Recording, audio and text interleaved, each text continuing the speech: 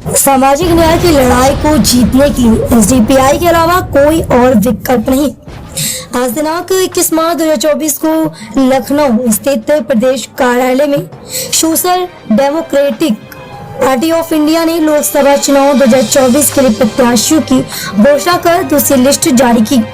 दूसरी सूची में लखनऊ लोकसभा 35 से मोहम्मद अहमद को प्रत्याशी बनाया गया, जबकि मेरठ हापुड़ लोकसभा से मोहम्मद आबिद को प्रत्याशी बनाया गया है। इस मौके पर उपस्थित मुख्य अतिथि मोहम्मद शफी, राष्ट्रीय उपाध्यक्ष प्रभारी उत्तर प्रदेश, ने पत्रकारों को संबोधित करते हुए कहा कि भारतीय स्टेट बैंक और चुनाव आयोग द्वारा जारी आंकड़ों के विश्लेषण से साफ पता चलता है कि चुनावी ब्रांड के जरिए सत्ताधारी दलों, जिसमें मुख्य विपक्षी दल भी शामिल है, को चंदा देने वालों में सड़क, खनन और इंफ्रास्ट्रक्चर संबंधी बड़ी कंपनियां शामिल हैं।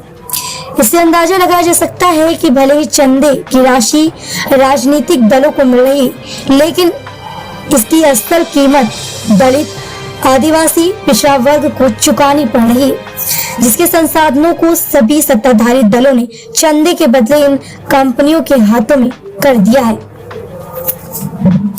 जल, जंगल, जमीन और अपने अधिकारों के लिए संघर्ष कर रहे दलितों, आदिवासियों, पिछड़े वर्गों और अल्पसंख्यकों की लड़ाई पूंजीवादी और परिवारवादी पार्टियां नहीं लड़ सकती। सामाजिक न्याय की इस लड़ाई को जीतने के लिए एसडीपीआई के अलावा भारतीय राजनीति में कोई और विकल्प नहीं।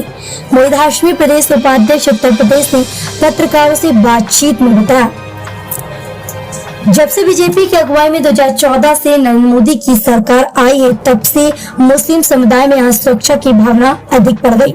हालांकि असुरक्षा पहले नहीं थी, ऐसी कोई बात नहीं है, लेकिन हाल के दिनों में मॉब लिंचिंग, घर वापसी, लव जिहाद, मंदिर मस्जिद विवाद, गौरक्षक के द्वारा हत्या, उत्तेजित भीड़तंत्र, सांप्रदायिक तनाव, हिंदू राष्ट्र का उद्घोष इत्यादि, ये सभी चीज मुस्लिम समुदाय को असुरक्षित महसूस कराती हैं। सभी सेकुलर दल मुस्लिमों का वोट तो लेना चाहते हैं, लेकिन उनके मुद्दों हल करना नहीं चाहते। एसडीपीआई की सामाजिक लोकतंत्र की विचारधारा ही दलितों, आदिवासियों, पिछड़े वर्गों के साथ ही अल्पसंख्यकों को पर्याप्त प्रतिनिधित्व सुनिश्चित कर सकती है। राजधानी लखनऊ से सोई न्यूज के निखिल श्रीवास्तव के साथ देवेंद्र प्रताप सिंह, लखनऊ। क्या कुछ इसके खास उद्देश्य हैं? Social democratic party of India, क्योंकि आपको मालूम है 2024 के जो लोकसभा चुनाव हैं, उन 2024 के लोकसभा चुनाव में हमारे प्रत्याशियों की जो घोषणा है उसकी सेकंड लिस्ट जारी करने के लिए आज लखनऊ में हम लोग कैपिटल में आपके बीच में आपके समक्ष मौजूद हैं। और जो मेन मुद्दों पर social democratic party of India पूरे भारतवर्ष के अंदर, social democratic party of India का भारतवर्ष के अंदर बहुत बड़ा काम है, कैडर बेस एक पार्टी है जो कि मुद्दों पर आधारित है। आप जैसे इसका स्लोगन भी देख रहे हैं, भूख से आज़ादी और खौफ से आज़ादी।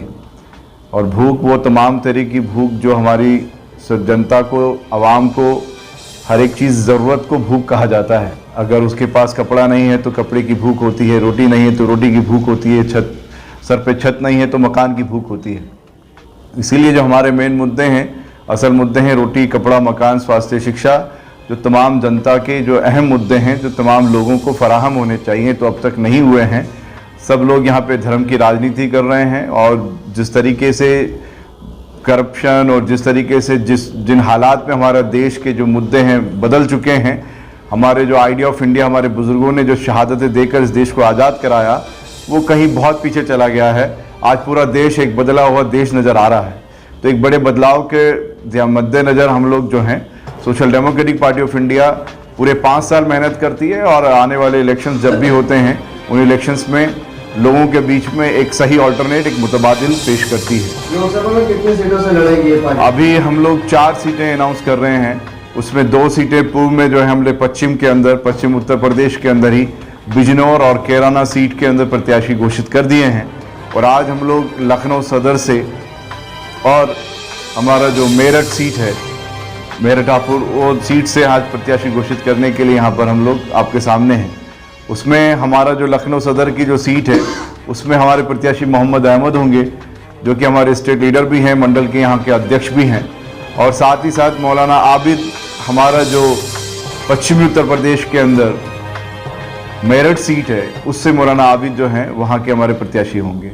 उसी की घोषणा के लिए आज आप सभी को हम लोगों ने जो है थोड़ा। सर, क्या कुछ इंडिया से गठबंधन होएगा इस पार्टी का? इंडिया अलायंस के साथ में कोई गठबंधन नहीं है।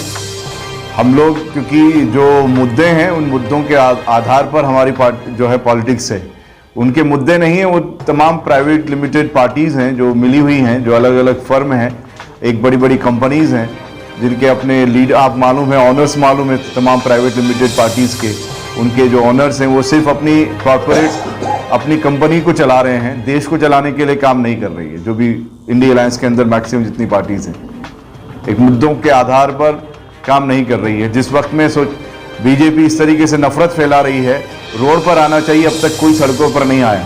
प्रेस कॉन्फ्रेंस के माध्यम से जनता से क्या कुछ कहना चाहिए? जनता से यही कहना चाहेंगे, ये अपील है और बहुत गुजारिश के साथ ये अपील है कि जो social democratic party of India है, आज देश का मुतबादिल है, आप इसको सहयोग करें, अपना जो कीमती मत है वो इसको दें, और वोट की ही अपील अहम है। आप जब अगर मौका देंगे तो आप देखेंगे कि social democratic party of India एक इंडिया के अंदर बहुत बड़ा बदलाव लेकर आ रही है, भारतवर्ष के अंदर तमाम शहरियों के। नया क्लेवर, नया अंदाज, आप देख रहे हैं देश का number 1 digital news channel Soni news. पैनी नजर, तीखी सोच। हर छोटी बड़ी ताजी न्यूज पाने के लिए हमें फेसबुक, ट्विटर, यूट्यूब और व्हाट्सएप पर हमें सब्सक्राइब करें और फॉलो करें आपका अपना web news channel Soni news.